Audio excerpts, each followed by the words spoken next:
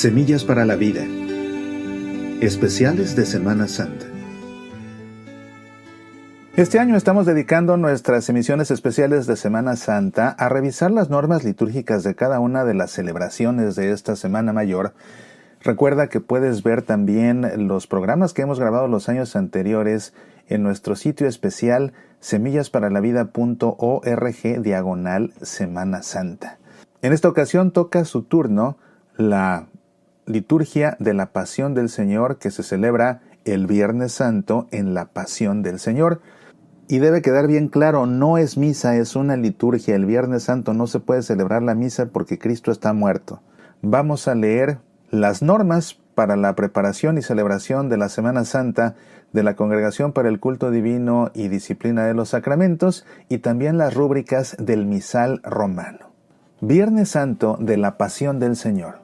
En este día en que ha sido inmolada nuestra víctima pascual, Cristo, la Iglesia, meditando sobre la pasión de su Señor y Esposo y adorando la cruz, conmemora su nacimiento del costado de Cristo, dormido en la cruz, e intercede por la salvación de todo el mundo. La Iglesia, siguiendo una antiquísima tradición, en este día no celebra la Eucaristía. La Sagrada Comunión se distribuye a los fieles solamente durante la celebración de la Pasión del Señor. Sin embargo, los enfermos que no pueden participar de dicha celebración pueden recibirla a cualquier hora del día. El Viernes de la Pasión del Señor es un día de penitencia obligatorio para toda la Iglesia por medio de la abstinencia y el ayuno. Está prohibido celebrar en este día cualquier sacramento, a excepción de la penitencia y de la unción de los enfermos. Las exequias han de celebrarse sin canto, sin órgano y sin tocar las campanas. Se recomienda que en este día se celebre en las iglesias el oficio de lectura y de las laudes, con participación de los fieles. La celebración de la Pasión del Señor ha de tener lugar después del mediodía cerca de las 3. Por razones pastorales, puede elegirse otra hora más conveniente para que los fieles puedan reunirse más fácilmente, por ejemplo, desde el mediodía hasta el atardecer, pero nunca después de las 9 de la noche. El orden de la acción litúrgica de la Pasión del Señor, liturgia de la palabra, adoración de la cruz y sagrada comunión, que proviene de la antigua tradición de la Iglesia, ha de ser conservado con toda fidelidad, sin que nadie pueda arrogarse el derecho de introducir cambios. El sacerdote y los ministros se dirigen en silencio al altar sin canto alguno. Si hay que decir algunas palabras de introducción, debe hacerse antes de la entrada de los ministros. El sacerdote y los ministros echan la debida reverencia al altar, se postran rostro en tierra. Esta postración, que es rito propio de este día, se ha de conservar diligentemente por cuanto significa tanto la humillación del hombre terreno cuanto la tristeza y el dolor de la Iglesia. Los fieles durante el ingreso de los ministros están de pie y después se arrodillan y oran en silencio. Las lecturas han de ser leídas por entero. El salmo responsorial y el canto que precede al Evangelio cántese como de costumbre. La historia de la Pasión del Señor según San Juan se canta o se proclama del mismo modo que se ha hecho en el domingo anterior, es decir, el Domingo de Ramos. Después de la lectura de la Pasión, hágase la homilía y al final de la misma los fieles pueden ser invitados a que permanezcan en oración silenciosa durante un breve espacio de tiempo. La oración universal ha de hacerse según el texto y la forma establecida por la tradición, con toda la amplitud de las intenciones que expresan el valor universal de la Pasión de Cristo, clavado en la cruz para la salvación de todo el mundo. En una grave necesidad pública, el ordinario del lugar puede permitir o mandar que se añada alguna intención especial. De entre las oraciones que se proponen en el misal, el sacerdote puede escoger aquellas que se acomoden mejor a las condiciones del lugar, pero de tal modo que se mantenga el orden de las intenciones que se propone para la oración universal. En la ostensión de la cruz, úsese una cruz suficientemente grande y bella. De las dos formas que se proponen en el misal para mostrar la cruz, elíjase la que se juzgue más apropiada. Este rito ha de hacerse con un esplendor digno de la gloria del misterio de nuestra salvación. Tanto la invitación al mostrar la cruz como la respuesta del pueblo, hágase con canto. Y no se omite el silencio de reverencia que sigue a cada una de las postraciones, mientras el sacerdote celebrante, permaneciendo de pie, muestra elevada la cruz. Cada uno de los presentes del clero y del pueblo se acercará a la cruz para adorarla. Dado que la adoración personal de la cruz es un elemento muy importante de esta celebración, y únicamente en el caso de una extraordinaria presencia de fieles, se utilizará el modo de la adoración hecha por todos a la vez. Abro paréntesis, esto puede cambiar este año debido a la pandemia y puede ser que aunque haya pocos fieles de hecho, se utilice el modo de la adoración hecha por todos a la vez. Esto queda, por supuesto, a discreción de cada obispo y su diócesis. Cierro paréntesis. Úsese una única cruz para la adoración, tal como lo requiere la verdad del signo. Durante la adoración de la cruz cántense las antífonas, los improperios y el himno que evocan con lirismo la historia de la salvación o bien con otros cantos adecuados. Abro paréntesis. La Iglesia Católica en Estados Unidos tiene un permiso especial de la Santa Sede para emplear, en caso de ser necesario, 1, 2 y en casos muy excepcionales hasta 3 cruces. En el resto de la Iglesia se utiliza una sola cruz, así como indican estas normas. Cierro paréntesis. El sacerdote canta la invitación al Padre Nuestro, que es cantado por toda la asamblea. No se da el signo de paz. La comunión se desarrolla tal como está descrito en el misal. Durante la comunión se puede cantar el Salmo 21 u otro canto apropiado. Terminada la distribución de la comunión, el pixi de Ocopón se lleva a un lugar preparado de la iglesia. Terminada la celebración, se despoja el altar, dejando la cruz con 4 candelabros. Dispóngase en la iglesia un lugar adecuado, por ejemplo la capilla, donde se colocó la reserva de la Eucaristía el Jueves Santo, para colocar allí la cruz a fin de que los fieles puedan adorarla, besarla y permanecer en oración y meditación. Los ejercicios de piedad como son el Via Crucis, las procesiones de la Pasión y el recuerdo de los dolores de la Santísima Virgen María, en modo alguno pueden ser descuidados dada su importancia pastoral. Los textos y los cantos utilizados en los mismos han de responder al espíritu de la liturgia del día. Los horarios de estos ejercicios piadosos han de regularse con el horario de la celebración litúrgica, de tal manera que aparezca claro que la acción litúrgica por su misma naturaleza está por encima de los ejercicios piadosos. Veamos ahora lo que prescriben las rúbricas del misal romano. Según una antiquísima tradición, la Iglesia no celebra ningún sacramento ni en este día ni en el siguiente, excepto el de la penitencia y unción de los enfermos. En este día la Sagrada Comunión se distribuye a los fieles únicamente dentro de la celebración de la Pasión del Señor. A los enfermos que no pueden participar en dicha celebración se les puede llevar a cualquier hora del día. El altar debe estar desnudo por completo, sin cruz, sin candeleros ni manteles. Celebración de la Pasión del Señor. Después del mediodía, cerca de las 3, a no ser que por razón pastoral se elija una hora más tardía, tiene lugar la celebración de la Pasión del Señor, que consta de 3 partes: liturgia de la palabra, adoración de la cruz y sagrada comunión.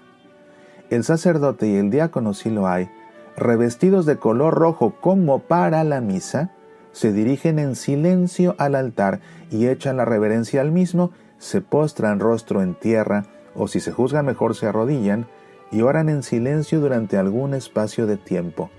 Todos los demás se postran de rodillas.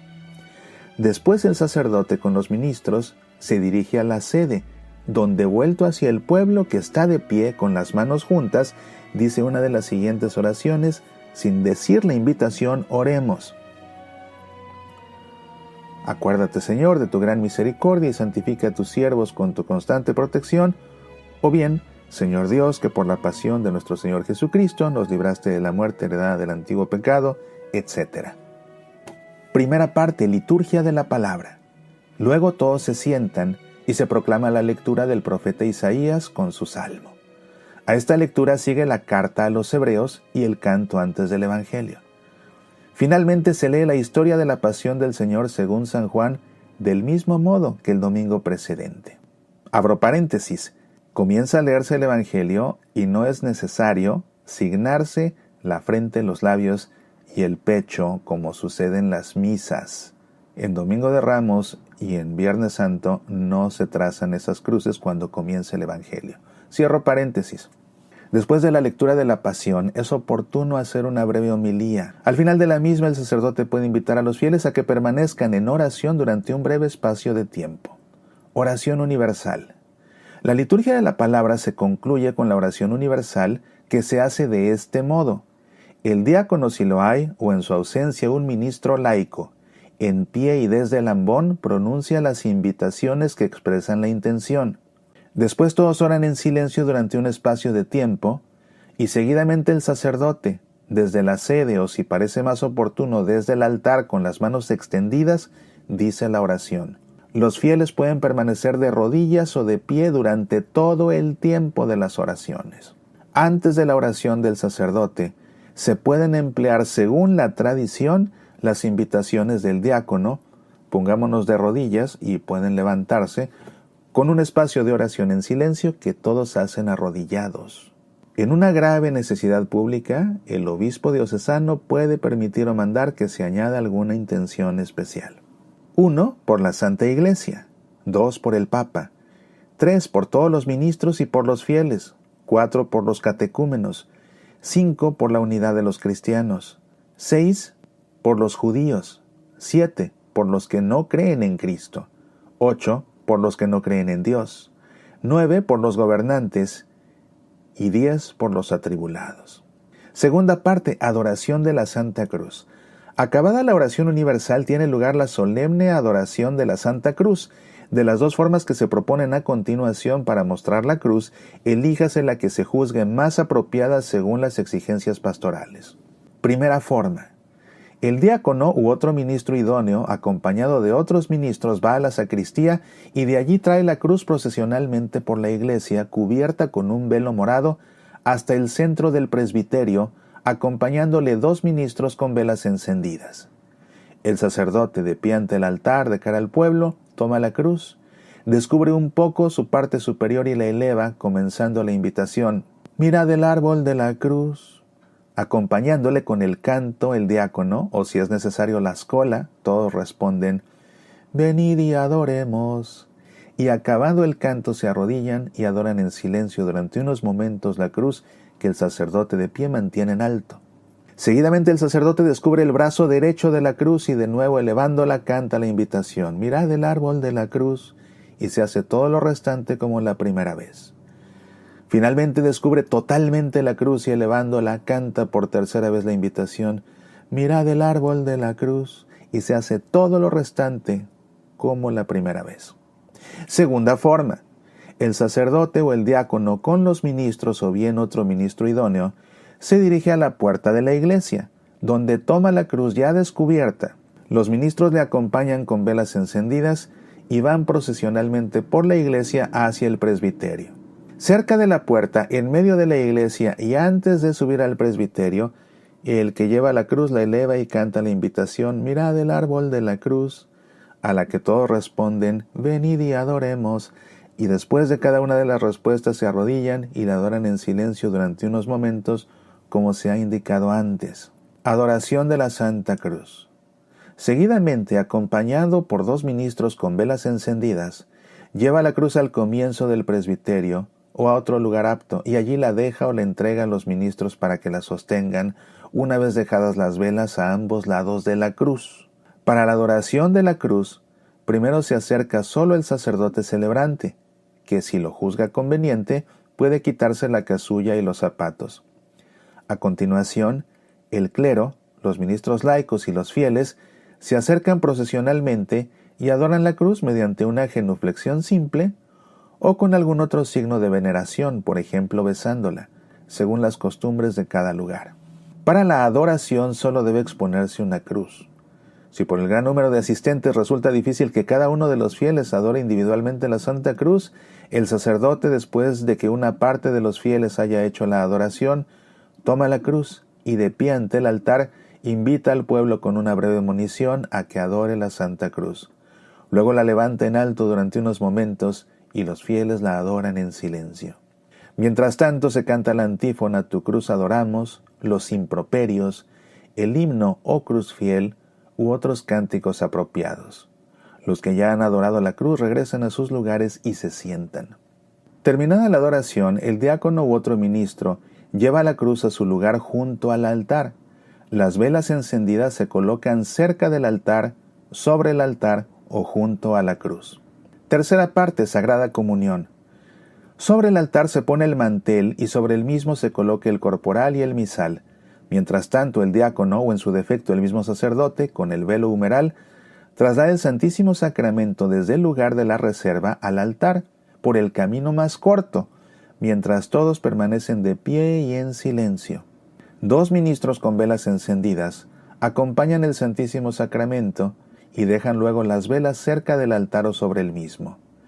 Después que el diácono, si lo hay, ha colocado sobre el altar el Santísimo Sacramento y ha destapado la píxide, el sacerdote se acerca al altar y hace genuflexión.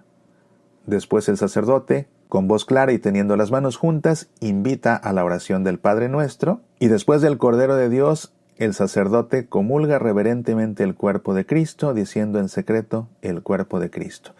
Después distribuye la comunión a los fieles. Durante la comunión se puede cantar el Salmo 21 u otro canto apropiado. Acabada la distribución de la comunión, el diácono u otro ministro idóneo lleva la pixie de algún lugar especialmente preparado fuera de la iglesia, o bien, si lo exigen las circunstancias, lo reserva en el sagrario. Después el sacerdote dice oremos, y guardado, si lo cree oportuno, un espacio de sagrado silencio, dice la oración después de la comunión.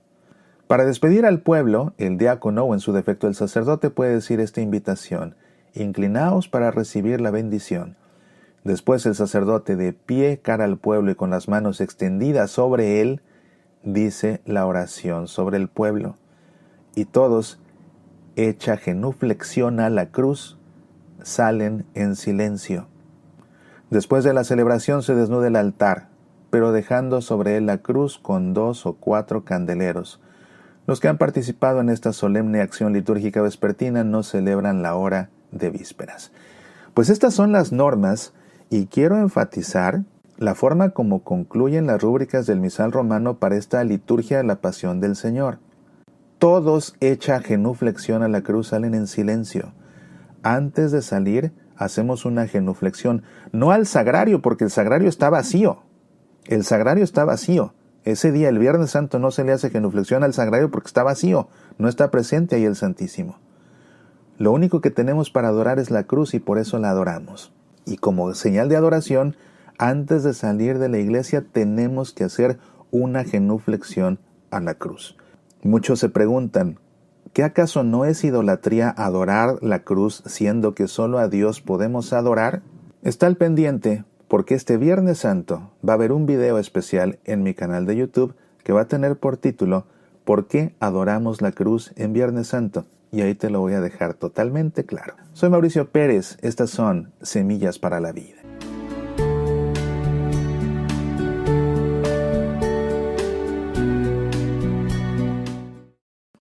El libro del Apocalipsis es a la vez hermoso, enigmático, inquietante y esperanzador. Sus páginas atraen a muchos e intimidan a otros más. Sin embargo, el Apocalipsis es palabra de Dios y como tal, es un libro con un mensaje de bendición. Acércate al Apocalipsis leyendo el libro de tu servidor Mauricio Pérez, el Apocalipsis Pascual. Contiene un análisis bíblico y una reflexión catequética de cada uno de los pasajes del Apocalipsis que escuchamos en la Santa Misa en el tiempo de Pascua. El Apocalipsis Pascual, disponible en Amazon, el Apocalipsis Pascual. Medita, aprende, apasionate por nuestra fe.